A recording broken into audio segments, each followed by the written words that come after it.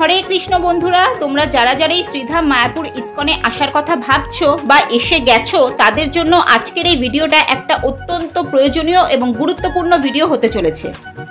বন্ধুরা, আমরা এখন রয়েছি মায়াপুরে, আর আজকের এই ভিডিওটাতে আমি তোমাদের দেখাবো মায়াপুর ইস্কন চত্বরে এসে কোন 10টি কাজ করলে তোমরা চরম বিপদের মুখোমুখি হবে।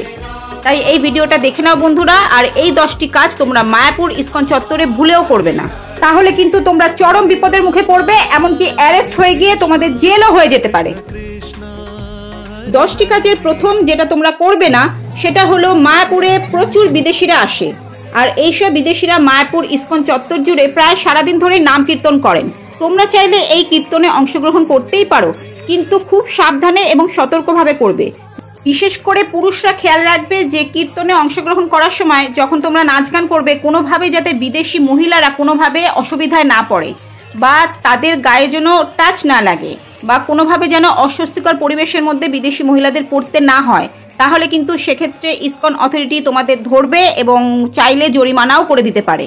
তাই এক্ষেত্রে বিশেষ সতর্কভাবে এবং সাবধানে তোমরা কীর্তনে অংশগ্রহণ করে নাচ গান করবে, না হলেই কিন্তু বিপদে পড়বে।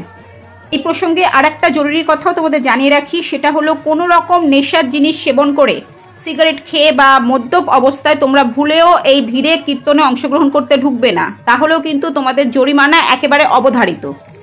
তাই এই বিষয়গুলো মাথায় রেখেই তবেই তোমরা কীর্তনে অংশগ্রহণ করবে। এবার 2 নম্বর কাজ যেটা তোমরা একেবারেই করবে না, সেটা হলো মায়াপুর ইস্কনে যে সকল বিদেশিরা আসেন তাদের বাচ্চাদেরকে দেখতে খুব সুন্দর হয়, একেবারে পুতুলের মতন দেখতে হয়। তোমরা কিন্তু কখনো ভুলেও এই সকল বিদেশিদের বাচ্চাদের আদর করতে যাবে না বা গাল টিপবে না। তোমাদের আচরণে যদি কোনোভাবে এই সকল বিদেশিরা বিরক্ত হন, তাহলেও কিন্তু তোমাদের এগেনস্টে ওনারা স্টেপ নিতে পারে। মায়াপুর কর্তৃপক্ষ সেক্ষেত্রে জরিমানা না করলেও তোমাদের যথেষ্ট হেনস্থা করবে। তাই কখনোই বিদেশি বাচ্চাদের আদর করতে যাবে না। এইবার 3 নম্বর যে কাজটা তোমরা ইস্কনে এসে করবে না, সেটা হলো ইস্কন চত্বর জুড়ে অনেকগুলো পার্ক আছে, যেগুলো খুব সুন্দর করে সাজানো থাকে, প্রচুর সুন্দর সুন্দর ফুলের গাছ লাগানো থাকে। তোমরা চাইলে এই সমস্ত ফুল গাছের সাথে ফটো তুলতে পারো, ভিডিও করতে পারো, কিন্তু কখনো ভুলেও এই ফুল তুলতে যাবে না, তাহলে কিন্তু তোমরা বিপদে পড়বে, তোমাদের জরিমানা হয়ে যাবে। আর এখন একটা অত্যন্ত গুরুত্বপূর্ণ বিষয় তোমাদের বলে রাখি, সেটা হচ্ছে তোমরা এই সমস্ত পার্কের মধ্যে চাইলে তোমাদের গার্লফ্রেন্ড বা বয়ফ্রেন্ডকে নিয়ে প্রবেশ করতেই পারো, তাতে কোনো অসুবিধা নেই, কিন্তু ভুলেও এই পার্কের মধ্যে বসে কোনো রকম অশ্লীল আচরণ বা অশোভনীয় দৃষ্টিকটু আচরণ করবে না, তাহলে কিন্তু মায়াপুর কর্তৃপক্ষ তোমাদের জরিমানা ধার্য করে দেবে। এইখানে এই ঝর্ণার জলে প্রচুর মাছ রয়েছে, সুন্দর সুন্দর দেখতে মাছ, একদম কালারফুল। তোমরা চাইলে এই মাছগুলোর ফটো তুলতে পারো, ভিডিও বানাতে পারো, রিলস বানাতে পারো, কিন্তু ভুলেও এই মাছ তুলতে যাবে না বা কোনোভাবে মাছেদেরকে বিরক্ত করবে না, তাহলেও কিন্তু তোমরা বিপদে পড়বে, জরিমানা হয়ে যেতে পারে। তাই একটু সাবধানেই চলাফেরা করতে হবে তোমাদেরকে। এইবার 4 নম্বর কাজ যেটা তোমরা মায়াপুর ইস্কনে এসে একেবারেই করবে না, সেটা হলো মায়াপুরে সারা বছরই ভিড় লেগে থাকে। তোমরা যখনই মায়াপুর মন্দির চত্বরে অথবা রাস্তায় হেঁটে বেড়াবে, কোনো সময় বাচ্চাদের হাত ছাড়বে না, বাচ্চাদের হাত শক্ত করে ধরে রাখবে, কারণ প্রচুর ভিড় থাকে রাস্তায়, মন্দির চত্বরে। আমরা এই 2 দিন ধরে মায়াপুর ইস্কনে এসেছি, এখানে রয়েছি, আমরা কিন্তু ইতিমধ্যে অনেকবার অ্যানাউন্সমেন্ট হতে শুনলাম যে বেশ কয়েকটা বাচ্চাকে পাওয়া যাচ্ছে না, বাচ্চা হারিয়ে গেছে। যদিও শেষ পর্যন্ত মায়াপুর কর্তৃপক্ষ এবং পুলিশের সহযোগিতায় বাচ্চাদের পাওয়া গেছে, কিন্তু তবুও তোমরা সাবধানে থাকবে। এখানে কিন্তু এই ঘটনা বারংবার হচ্ছে, আমরা শুনতে পাচ্ছি, দেখতে পাচ্ছি। আর একটা কথা বলে রাখি, রাস্তায় চলাচল করার সময় তোমরা তোমাদের পার্স, মোবাইল, ওয়ালেট এগুলো খুব সাবধানে রাখবে, কারণ আমরা ইতিমধ্যে শুনতে পাচ্ছি অনেকেরই পার্স হারিয়ে যাচ্ছে, মোবাইল চুরি হয়ে যাচ্ছে। এমনকি তোমরা চেষ্টা করবে গলায় কোনো সোনার জিনিস না পড়তে। একজনের কিন্তু ইতিমধ্যে সোনার চেন ছিঁড়ে নিয়ে যাওয়া হয়েছে।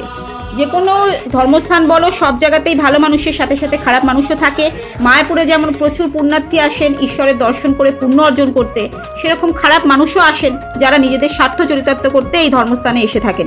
তাই তোমরা খুব সতর্কভাবে সাবধানতার সঙ্গে রাস্তায় চলাফেরা করবে, নইলে কিন্তু বিপদে পড়বে, তখন কিন্তু আর কিছু করার থাকবে না। তোমাদের সুবিধার্থে আর একটা কথা জানিয়ে রাখি বন্ধুরা, ইস্কন চত্বরে এসে যদি তোমাদের পার্স, মোবাইল বা সোনার জিনিস কোনোভাবে চুরি হয়ে যায় অথবা বাচ্চা হারিয়ে যায়, সেক্ষেত্রে তোমরা সঙ্গে সঙ্গে এই দেখো, এই যে পুলিশ সহায়তা কেন্দ্র, এখানে যোগাযোগ করবে, এনাদেরকে জানাবে, এনারা কিন্তু তোমাদের সাহায্য করবে। এইবার বলি 4 নম্বর কাজ যেটা তোমরা করবে না ইসকনে এসে, সেটা হচ্ছে এই যে দেখো সকল পুণ্যার্থীরা এসছেন মায়াপুর ইসকনে, এনাদেরই সুবিধার্থে এবং এনাদেরই স্বার্থে ইসকন কর্তৃপক্ষ জায়গায় জায়গায় পানীয় জলের ব্যবস্থা করে রেখেছে। তোমরা কিন্তু কখনোই সেই পানীয় জল দিয়ে হাত ধোবে না বা পা ধোবে না বা জলের অপচয় একদম করবে না, তাহলেও কিন্তু ধরা পড়লে তোমাদের জরিমানা হবে, তোমাদের হেনস্থা করা হবে, তোমরা বিপদে পড়বে। তাই কোনোভাবেই পানীয় জল নষ্ট করবে না। আর একটা কথা, তোমরা মন্দির চত্বরে এসে মন্দিরে ঢোকার সময় চেষ্টা করবে আগেই যেখানে জুতো রাখার জায়গা আছে তোমাদের কুপন সংগ্রহ করে জুতো রেখে দিতে হবে, সেই নির্দিষ্ট স্থানে জুতো রেখে তারপর তোমরা মন্দির চত্বরে ঘুরে বেড়াবে বা মন্দিরের ভিতরে প্রবেশ করবে। তা না হলে যত্রতত্র যেখানে সেখানে যদি তোমরা জুতো খুলে রাখো সেই জুতো কিন্তু আর তোমরা ফেরত পাবে না। তাই মন্দিরে প্রবেশ করার সময় বা মন্দির চত্বরে তোমরা জুতো যথাস্থানে রেখে তবেই চলাফেরা করবে। এইবার বলি 5 নম্বর কাজ যেটা মায়াপুর ইসকনে এসে তোমরা একেবারেই করবে না, সেটা হলো মায়াপুর ইসকন চত্বরে এইরকম অনেক মঠ তোমরা দেখতে পাবে। এই সমস্ত মঠগুলোতে তোমরা ঘুরতে যেতে পারো, দর্শন করতে পারো, কিন্তু এই সমস্ত মঠে গেলে এখানকার কর্তৃপক্ষরা তোমাদেরকে ডোনেশন দেওয়ার জন্য বলতে পারেন। তোমাদের কাছে যদি ডোনেশন দেওয়ার সামর্থ্য না থাকে তাহলে ডোনেশন দেবে না বা ডোনেশন দিতেও পারো। যদি ডোনেশন দেওয়ার ইচ্ছা না হয় তাহলে ওখান থেকে চুপচাপ বেরিয়ে চলে আসবে। কিন্তু এই ডোনেশন নিয়ে কর্তৃপক্ষদের সঙ্গে কোনোভাবে কোনো বিতর্ক, বচসা, ঝুট ঝামেলা, ঝগড়াঝাটিতে যাবে না, তাহলেও কিন্তু তোমরা বিপদে পড়ে যাবে। এক্ষেত্রে তোমরা তোমাদের সাপোর্টে কাউকে পাবে না। এবার বলি 6 নম্বর কাজ যেটা তোমরা মায়াপুর ইসকনে এসে একেবারেই করবে না, সেটা হলো মায়াপুরে এসে তোমরা যখন গোশালা পরিদর্শনে যাবে, গোশালায় গিয়ে গোমাতাদের কখনোই তোমরা বাইরের কোনো খাবার খেতে দেবে না। গোমাতাদের যদি খাবার খাওয়াতেই হয় তাহলে গোশালার ভিতরেই অনেক দোকান আছে যেখানে গোমাতার খাবার কিনতে পাওয়া যায়, সেখান থেকে গোমাতার খাবার কিনে নিয়ে সেই খাবার তোমরা খাওয়াবে। তা না হলে কিন্তু বাইরের খাবার গোমাতাকে খাওয়ালে তোমাদের জরিমানা হয়ে যাবে। গোশালায় গোমাতাদের বাইরের খাবার খাওয়ানো কিন্তু কঠোরভাবে নিষিদ্ধ, তাই এই কথাটা মনে রাখবে, বাইরের খাবার গোমাতাকে খাওয়াবে না। এবার বলি 7 নম্বর কাজ যেটা তোমরা মায়াপুর ইসকনে এসে একেবারেই করবে না, সেটা হলো মায়াপুর ইসকন চত্বরের রাস্তাঘাট সব সময় পরিষ্কার পরিচ্ছন্ন করে রাখা হয়। তোমরা দেখতেই পাচ্ছ বন্ধুরা, রাস্তাঘাট কত পরিষ্কার পরিচ্ছন্ন হয়ে রয়েছে, রাস্তার দুপাশ থেকে ফুল গাছ লাগানো থাকে, রাস্তা সব সময় কেউ না কেউ পরিষ্কার করছে। তো তোমরা কোনোভাবেই খাবার খেয়ে খাবারের পরিত্যক্ত অংশ অথবা খাবারের যে প্যাকেট, চিপসের প্যাকেট, সেগুলো রাস্তার মধ্যে ফেলবে না, খালি জলের বোতল রাস্তার মধ্যে ফেলে দেবে না। এগুলো কিন্তু যদি কর্তৃপক্ষ দেখতে পায়, ধরা পড়লে তোমাদের জরিমানা হবে। তাই রাস্তাঘাট কোনোভাবেই অপরিষ্কার, ময়লা বা নোংরা করবে না। 9 নম্বর হলো মায়াপুর ইসকনে এসে তোমরা যখন থাকবে, তোমরা যদি মন্দির থেকে ভোগ প্রসাদ গ্রহণ করতে চাও তাহলে অবশ্যই সঠিক সময়ে গিয়ে তোমরা কুপনটা কেটে নেবে। মায়াপুর ইসকনের চন্দ্রোদয় মন্দিরের 1 নম্বর গেট থেকে, কখনো গীতা ভবন, গদা ভবন, এগুলো থেকেও কুপন দেওয়া হয়, মানে যে 3 বেলার ভোগ প্রসাদের কুপন এখান থেকে তোমরা সংগ্রহ করে নেবে।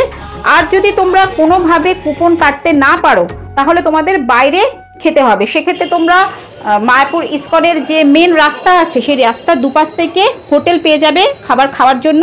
কিন্তু তোমাদের একটা কথা জানিয়ে রাখি, এইসব হোটেলে কিন্তু তোমরা যে খাবারটা নেবে, ধরো এখন যেমন আমরা নিয়েছি রুটি আর ছোলার ডাল, 3টে রুটি 1 বাটি ছোলার ডাল হচ্ছে 30 টাকা। এবার তোমরা যদি কোনোভাবে আরেকটু ছোলার ডাল নিতে চাও সেক্ষেত্রে কিন্তু তোমাদের আবার 30 টাকা দিয়ে 1 প্লেট নিতে হবে। মানে আমাদের এখানে কলকাতায় বলো আরও কিছু কিছু জায়গায় যেরকম সামান্য একটু সবজি বা ডাল তরকারি এক্সট্রা লাগলে সেটা দিয়ে দেওয়া হয়, তোমরা কিন্তু মায়াপুরের কোনো হোটেলেই এক্সট্রাভাবে কিছু পাবে না। তোমরা একবারই নেবে থালি হিসাবে, তারপর আর যা কিছু লাগবে তোমাদের পুরো থালির দাম দিয়ে সেটা নিতে হবে। আর একটা গুরুত্বপূর্ণ কথা জানিয়ে রাখি তোমাদের, সেটা হলো মায়াপুরে আসতে হলে তোমরা আগে থেকে অনলাইনে বুকিং করে নেবে। যদি দেখো অনলাইনে বুকিং করার সময় ভবন থেকে ফোন তোলা হচ্ছে না তাহলে মনে করবে রুম খালি নেই। তো যদি তোমরা ভবনে রুম বুক করতে নাও পারো তাহলে বিভিন্ন রকমের গেস্ট হাউস আছে, সেগুলোতেও দেখতে পারো। তবে অবশ্যই অনলাইনে আসার আগে রুমটা বুকিং করে তবেই এখানে আসবে, নাহলে তোমরা দেখতে পাচ্ছ এই দেখো এইসব পুণ্যার্থীদের অবস্থা, কত কষ্ট করে এনারা এখানে রয়েছেন। তো তোমরা অবশ্যই রুম বুক করে তবেই মায়াপুরে আসবে। মায়াপুরে যদি রুম খালি থাকে তাহলে কর্তৃপক্ষ অবশ্যই রুম দিয়ে দেন, কখনোই আটকে রাখেন না। তোমরা ফোনে বুকিং করে তবেই এখানে আসবে। এবার 10 নম্বর কাজ যেটা একেবারেই মন্দিরে এসে তোমরা করবে না, করলে কিন্তু তোমাদের শুধু জরিমানাই নয় জেলও হয়ে যেতে পারে। সেটা হলো মায়াপুর মন্দিরের ভিতরে কোনোভাবেই মোবাইল ক্যামেরা অথবা অন্য কোনো ইলেকট্রনিক্স গেজেট নিয়ে প্রবেশ করবে না। তোমরা যদি লুকিয়ে মোবাইল নিয়ে মন্দিরের ভিতরে প্রবেশ করো, ধরা পড়লে তোমাদের কিন্তু মোটা অঙ্কের টাকা জরিমানা দিতে হবে। আর যেটা সবচেয়ে গুরুত্বপূর্ণ বিষয়, তোমরা কিন্তু কোনোভাবেই নেশাগ্রস্ত অবস্থায় বা মদ্যপ অবস্থায় মায়াপুর ইসকন মন্দিরের ভিতরে প্রবেশ করবে না। কর্তৃপক্ষ যদি তোমাদের ধরে ফেলে তাহলে কিন্তু শুধু জরিমানাই নয়, তোমাদের জেলও হয়ে যেতে পারে। এবার সবশেষে তোমাদের আর একটা গুরুত্বপূর্ণ তথ্য দিয়ে রাখি বন্ধুরা, সেটা হলো তোমরা যখন মায়াপুর চত্বরে এসে কোনো টোটো বা অটো নিয়ে কোথাও ঘুরতে যাবে, তখন টোটোতে ওঠার আগে অবশ্যই কয়েকটা টোটোওয়ালাদের থেকে রেট জেনে নিয়ে রেটটা ফিক্সড করে তারপরেই টোটোতে বা অটোতে উঠবে। তা না হলে তোমাদের থেকে কিন্তু টোটোওয়ালারা এক একজন এক এক রকম রেট নিতে পারে। আমরা যখন হুলোর ঘাট পেরিয়ে এপারে এসে টোটো নিলাম ভক্তিকুটির আসার জন্য, তখন টোটোওয়ালা আমাদের কাছ থেকে 3 জনের 200 টাকা চাইলো। তো আমরা 200 টাকাতেই এলাম ভক্তিকুটির। কিন্তু ওখানে পৌঁছিয়ে অন্য আর একটা টোটোওয়ালার থেকে জানতে পারলাম যে হুলোর ঘাট থেকে ভক্তিকুটির আসতে টোটোতে মাথা পিছু 30 টাকা করে লাগে। মানে বুঝেই দেখো, 90 টাকার জায়গায় আমাদের থেকে 200 টাকা নিয়ে নিল। তো এই কারণেই বলছি বন্ধুরা, তোমরা আগে রেট ফিক্সড করে তারপরে টোটোতে উঠবে। তাহলে বন্ধুরা, এই ভিডিওর মাধ্যমে তোমরা দেখলে যে কি কি কাজ তোমরা মায়াপুরে এসে করতে পারবে আর কি কি তোমাদের করা উচিত হবে না। আমরা এই 2 দিন হলো মায়াপুরে আছি, আর এই 2 দিন ধরে আমরা যা কিছু চোখের সামনে দেখেছি, যা কিছু অভিজ্ঞতার সম্মুখীন হয়েছি, সেগুলোই তোমাদের সাথে শেয়ার করলাম। তাহলে বন্ধুরা, মায়াপুরের ব্লগ আমরা এখানে শেষ করছি। একটা সাংঘাতিক ভাইবের মধ্যে দিয়ে আমরা গেলাম, ভীষণ আনন্দ করলাম এবং কিছু কিছু অজানা জিনিস যেগুলো আগে কখনো ফিল করিনি, দেখিও নি আর করিও নি, সেগুলো মায়াপুরে এসে ফিল করলাম, দেখলাম, করলাম। সব কিছুই তোমরা ভিডিওতে দেখলে। তাহলে এখন এই পর্যন্তই। তোমরা আমাদের চ্যানেলটা দেখতে থাকো, আমাদের সঙ্গে থাকো, আর খুব ভালো থাকো, সুস্থ থাকো। হরে কৃষ্ণ, হরে কৃষ্ণ, হরে কৃষ্ণ, হরে কৃষ্ণ।